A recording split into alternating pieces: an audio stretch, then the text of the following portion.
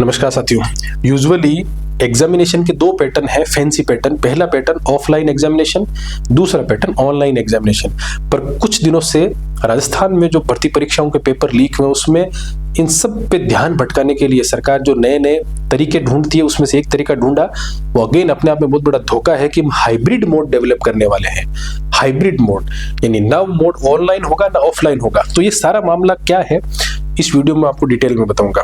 सबसे पहले offline exam traditional exam है, परंपरागत तरीका है। सब जानते हैं कि एक पेपर होता है, एक आंसर शीट होती है या ओएमआर होता है, उस पर हम पेपर को सॉल्व करते हैं। पेपर किसी न किसी पेपर सेटर के द्वारा सेट किया जाता है, पेपर अप्रूव होता है, प्रेस में छपने के लिए जाता है, वहां पेपर पैक होता है, बंडल बनते हैं, कोडिंग होती है, सीरियल नंबर लगते हैं। उसके बाद में पेपर एजेंसी के पास में वापस आता है, फिर एग्जाम सेंटर के हिसाब से वो पेपर डिस्ट्रीब्यूट होता है अलग अलग गाड़ियों से। फिर पेपर स्ट्रॉन्ग रूम में रखा जाता है। एग्जाम के दिन पेपर इन्विजिलेटर के थ्रू, वीक्षक के थ्रू आता है, डिस्ट्रीब्यूट होता है। कुछ जगह पेपर को वापस ले लिया जाता है, बट अधिकांश भर्तियों के अंदर पेपर एक जो परीक्षार्थी को दे देते हैं, ओएमआर को ले लेते हैं। यही पैटर्न होता है। और अब इसके उलट ऑनलाइन एग्जाम के अंदर तो पेपर सेट करना अपना तरीका है। पेपर सेटर क्वेश्चन सबमिट करते हैं, उन क्वेश्चंस को एक एजेंसी डील करती है, या थर्ड पार्टी भी हो सकती है और सरकारी एजेंसी भी हो सकती है। उसके लोग उसको टाइप करते हैं, सेट करते हैं, एग्जामिनर को वापस भेजते हैं। वो चेक करते हैं कि जो क्वेश्चन हमने लिखा है, जो क्वेश्चन सेलेक्ट किया है, उसके जो भी उसका जो एक स्पेलिंग से लेकर एक प्रूफ रीडिंग, मान लो कोई टेक्निकल पेपर है तो उसमें ग्राफ हो सकता है, कोई फॉर्मूला हो सकता है, वो सही है क्या। ये सारी चीजें जब पूरी प्रूफ रीड हो जाती है, पूरी चेक हो जाती है, उसके बाद पेपर एक डेटाबेस में जाता है, एक डेटा बैंक में जाता है। वहां कई सारे क्वेश्चन होते हैं, सिमिलर मिलते जुलते बहुत सारे क्वेश्चंस का एक डेटा बैंक बनता है, क्वेश्चन बैंक। उस क्वेश्चन बैंक पर एक फॉर्मूला होता है, वो फॉर्मूला स्क्रीन पर रैंडमली क्वेश्चन देता है। यानी जो परीक्षार्थी ऑनलाइन पेपर देगा, वो कंप्यूटर पर बैठा है, स्क्रीन पर एक सॉफ्टवेयर है, वहां पर क्वेश्चन आ रहे हैं, वहीं पे टाइम है, वहीं पे टर्म्स एंड कंडीशन एप्लीकेबल है। अब क्वेश्चन बैंक से क्वेश्चन आता है उसकी स्क्रीन पर, फिर वो नेक्स्ट करता है, अगले सेक्शन में जाता है, अगले क्वेश्चन में जाता है, अपना आंसर वहीं ऑनलाइन पंच करता है। और सिस्टम को पता है कि इसने किस क्वेश्चन का क्या आंसर दिया। सारा सिस्टम टाइम बाउंड होता है और एक नियत समय पर वो सिस्टम लॉग आउट हो जाएगा। और उसके बाद में सारे पेपर जब ऑनलाइन एग्जाम यूजुअली अलग अलग दिनों में भी होता है, सेम पेपर है फिर भी काफी टाइम पे चलता है। और एग्जाम के लिए एक्रीडेटेड सेंटर्स हैं बहुत सारे, जो एग्जामिनेशन के लिए जहाँ अच्छी कंप्यूटर लैब हो, इंटरनेट मस्ट होता है, और पेपर उसी समय आपकी स्क्रीन पर आता है, क्योंकि एक डेटा और क्वेश्चन का बैंक बना, वहां से क्वेश्चन आपकी स्क्रीन पर रिफ्लेक्ट होते रहते हैं। ये दो तरीके हो गए। अब ये हाइब्रिड मामला क्या है? हाइब्रिड एक नया एक्सपेरिमेंट करने जा रही है गवर्नमेंट कि पेपर तो आएगा ऑनलाइन, क्योंकि पेपर ही तो लीक हो रहा है। तो जो लीक हो रहा है उस केस को ऑनलाइन में भेज दो, कि पेपर को प्रेस में छापो मत, पेपर को स्ट्रॉन्ग रूम में भेजो मत। तो जब पेपर जाएगा ही नहीं तो लीक कहां से होगा? ये बहुत बड़ी गलतफहमी है सरकार की, और ये सरकार अंदर खाने सब जानती भी है। पर फिर भी मैं आपको एजुकेट करने के लिए बता रहा हूं कि हाइब्रिड बोर्ड में करेंगे, ओएमआर शीट तो कैंडिडेट को दे देंगे, पेपर होगा ऑनलाइन। तो ऑनलाइन आप क्वेश्चन का आंसर सबमिट नहीं करोगे, आंसर सबमिट करोगे ओएमआर के अंदर। पेपर देखोगे स्क्रीन के ऊपर, आंसर सबमिट करोगे ओएमआर के ऊपर। तो और आप अगले क्वेश्चन पे जाते जाओगे और ये सारी चीजें चलती रहेगी। अब इसके अंदर समस्या क्या है? तो क्या ऑनलाइन पेपर भी लीक होता है क्या? ये सबसे बड़ा सवाल है। तो इसके अंदर मेरा आपको वन लाइनर उत्तर है, बिल्कुल लीक होता है, हो सकता है। यानी लीक करने के लिए जिस तरह से पेपर लीक माफिया इन पेपर्स को लीक कर सकते हैं, तो वो ऑनलाइन पेपर को भी लीक कर सकते हैं। कैसे होता है ये आपको बारीकी से थोड़ी सी प्रक्रिया समझा देता हूं मैं। अल्टीमेटली पेपर है कहां? किसी क्वेश्चन सेटर ने, किसी टीचर ने, प्रोफेसर ने पेपर बनाया। वो पेपर कैसे बनाएगा? कुछ क्वेश्चन को शॉर्टलिस्ट करेगा कि हमको ये क्वेश्चन पूछना है। उसने मान लो 100 क्वेश्चन सेट कर दिए, हालांकि कई एक्सपर्ट होते हैं। अब उदाहरण के तौर पर किसी आदमी ने 100 क्वेश्चन सेट करके एजेंसी को दिए, उदाहरण के तौर पे आरपीएससी को दिए।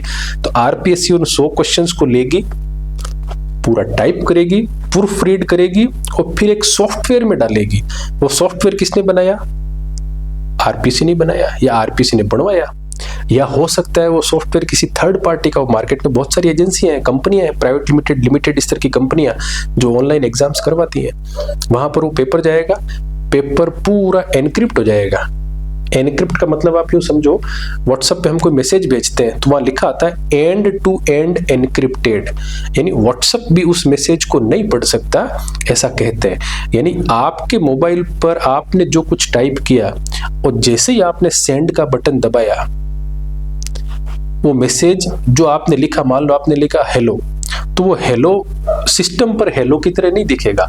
वो जिस मोबाइल पर आपने भेजा है उसी जगह वो हेलो दिखेगा। बीच में यदि कोई उसको हैक करता है और उस मैसेज को पढ़ने की कोशिश करता है कि ए मोबाइल से बी मोबाइल पे क्या भेजा जा रहा है, तो उसको हेलो नहीं दिखेगा, वहां कुछ और दिखेगा, 01 कुछ अल्फा न्यूमेरिक कोड उल्टा सीधा कुछ ऐसे दिख जाएगा। यानी वो उसको समझ ही नहीं पाएगा। और उसको डिकोड कौन कर सकता है? केवल और केवल वही कर सकता है जहां आपने भेजा है। उस मोबाइल के अलावा उसको कोई भी पढ़ेगा, यानी पढ़ सकता है, उसकी मनाही नहीं है, क्योंकि यहां से कोई सिग्नल गया किसी और जगह तो इंटरनेट पर जाएगा, व्हाट्सएप के सर्वर पे जाएगा। आपने मुझे हेलो भेजा तो मेरे तक पहुंचने में भी कुछ टाइम लेगा, मैंने उसको देखा नहीं 15 दिन तक, तो भी वो सिस्टम पे तो पड़ा ही है। कहाँ रखा हुआ है? उस व्हाट्सएप के डेटाबेस में रखा हुआ है, सर्वर्स पे रखा हुआ है। इनके सर्वर अंटार्कटिका में ठंडी जगहों पे बहुत बड़े बड़े सर्वर की कॉलोनियां बनी हुई है, सर्वर की कॉलोनियां बनी हुई है लंबी चौड़ी। और ऐसी जगहों पे, ठंडी जगहों पे इसलिए लगाते हैं कि सर्वर बहुत हीट करता है, गर्मी करता है, तो फेलियर नहीं हो जाए उसकी रैम, उसकी हार्ड डिस्क। हम देखते हैं हमारे व्हाट्सएप पे, आप स्क्रॉल कीजिए, जिनके साथ पे लंबी बातचीत होती है, पुराने मैसेज, वीडियो, चैट, इमेजेस कितने पड़े हैं। ऐसे करोड़ों यूजर हैं। हमारे एक नाखून जितना मेमोरी कार्ड एक टीबी, 2 टीबी का डेटा ले लेता है, टेराबाइट का। तो सोचिए इतने यूजर्स का डेटा है, तो कितना बड़ा सर्वर और कितना बड़ा सिस्टम होगा। तो जब वहां पर कोई सिस्टम इंटरनेट पर ट्रेवल करता है, एक तार के थ्रू ट्रेवल करता है, वाईफाई के थ्रू ट्रेवल करता है, मेरे पास में मेरा वाईफाई का राउटर मेरे मोबाइल को सिग्नल देता है, मुझे नजर तो नहीं आता आंखों से, तो जो चीज आंखों से नजर नहीं आती फिर भी है, जो चीज आंखों से नजर नहीं आती, सिग्नल नजर नहीं आते, मैसेज जाता हुआ नजर नहीं आता, जो चीज आंखों से नजर नहीं आती फिर भी है और हो रही है, तो उस चीज को लीक भी किया जा सकता है, किसी को पता भी नहीं चलेगा। तो ये सरकार सिर्फ इस भुलावे में ये एक नया तरीका होगा अगेन परीक्षार्थियों के साथ में धोखा करने का। और ऑनलाइन में तो पकड़ पाना भी बहुत मुश्किल होगा। ऑफलाइन में पता तो है कि पेपर कहाँ से लीक हुआ, जांच एजेंसी। ऑनलाइन में तो लीक कहाँ से होता है ये पता कर पाना भी बहुत मुश्किल होता है। अब ये कहते तो हैं सिक्योरिटी की बहुत सारी लेयर लगाएंगे, बहुत अरेंजमेंट करेंगे, पर ये मान के चलिए privacy is a myth. Privacy एक धोखा है, गोपनीयता एक धोखा है। पेगासस जैसा सॉफ्टवेयर जिसकी संसद में इतने बड़े स्तर पर चर्चा हुई, सऊदी के किंग को हैक कर लिया था मोबाइल को। एक इमेज भेजी जाती है आपके मोबाइल पर, आपको लगता है कि कोई फोटो आई है, जैसे ही आप फोटो को डाउनलोड करते हैं, क्योंकि जब आती है तो ब्लर होती है, आपने उसको डाउनलोड किया, उस डाउनलोड के पीछे दिखने में वो फोटो है पर उसके पीछे से कुछ और आ गया। जैसे आपने किसी से हाथ मिलाया तो हाथ ही था, बट कोरोना का वायरस आपके हाथ पर आ गया, आपको दिखा क्या? नहीं दिखा। वैसे ही किसी ने किसी व्यक्ति को फोटो भेजी, इमेज भेजी, उस इमेज के पीछे एक स्क्रिप्ट है, उस इमेज के पीछे एक ऐसी सेटिंग है कि वो आपके मोबाइल की बहुत सारी परमिशंस को थर्ड पार्टी को दे देगी, आपको मोबाइल हैक हो जाएगा। Pegasus software NSA group Israel का बनाया हुआ एक ऐसा सॉफ्टवेयर जो, मान लो आपको किसी का फोन को टैप करवाना है, तो उस टैप करवाने के लिए ऑपरेटर को कहना पड़ेगा, सरकार टैप नहीं करा सकती। मेरा वोडाफोन का मोबाइल है, मेरा एयरटेल का है, मेरा जियो का है, बीएसएनएल का है, किसी भी ऑपरेटर का हो, यदि आज राजस्थान सरकार को या भारत सरकार को भी किसी का मोबाइल टैप करवाना है तो उनको उस कंपनी की मदद लेनी पड़ेगी। किसी का वोडाफोन का मोबाइल टैप कराना है तो वोडाफोन को कहना पड़ेगा कि ये मोबाइल नंबर है, इसको हमको टैप करना है, इसकी रिकॉर्डिंग्स को आप सेव करो, सरकार को प्रोवाइड करो। उसकी पूरी प्रक्रिया है लंबी चौड़ी और वो रिकॉर्ड में रहती है।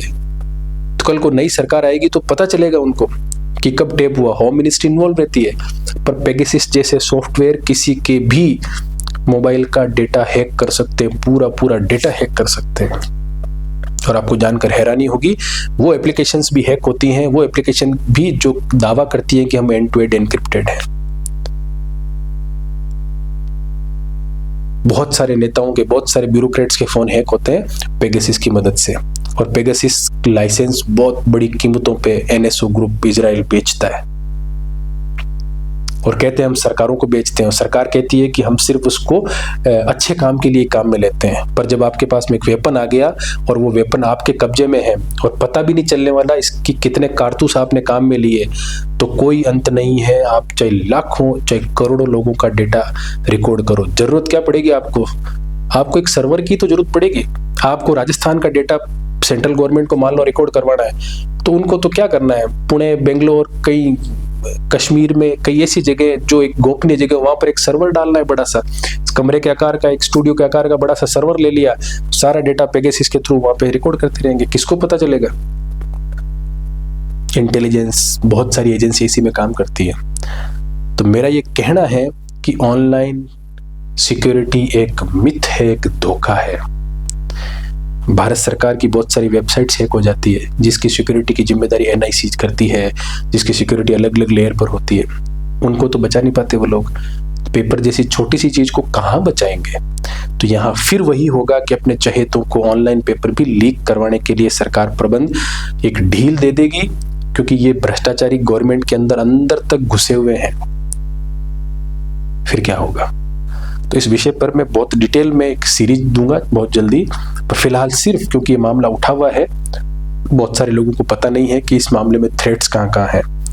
पर दो चीजें जरूर आप लोग देखिएगा, एक पेगासस का स्टडी जरूर कीजिएगा, पेगासस क्या है, और दूसरा एक डिवाइस आता है जिसका नाम है रास्पबेरी पाई। रास्पबेरी पाई एक छोटा सा डिवाइस है, इस रिमोट जितना सा। जयपुर में जाओगे रेडियो मार्केट के अंदर मिल जाएगा। किसी भी सिस्टम को हैक कर सकता है वो। आपने किसी को वाईफाई का पासवर्ड बताया, उस पासवर्ड से वो पूरे सिस्टम को हैक कर सकता है। इतना थ्रेट वाला डिवाइस है वो। चलते सिस्टम को, पूरे पेपर जहां हो रहा है एग्जाम सेंटर पे, एक रास्पबेरी पाई उस पूरे सेंटर के डेटा को हैक कर सकता है। मैं सिर्फ आपको हिंट दे रहा हूं। रास्पबेरी पाई पर अगले दिन किसी दिन डिटेल में वीडियो बनाऊंगा। यूट्यूब पे जाइए, हजारों सैकड़ों वीडियो मिल जाएंगे, पर उसके असली थ्रेट इस पेपर लीक के मामले में कहां है, ये मैं आपको बहुत जल्दी बताने वाला हूं। तो ये भुलावा है, ये छलावा है, अगेन एक नया षड्यंत्र हो सकता है ऑनलाइन पेपर करवाना और परीक्षार्थियों के अरमानों पर फिर पानी फेरना। जल्दी इसके बारे में और डिटेल दूंगा।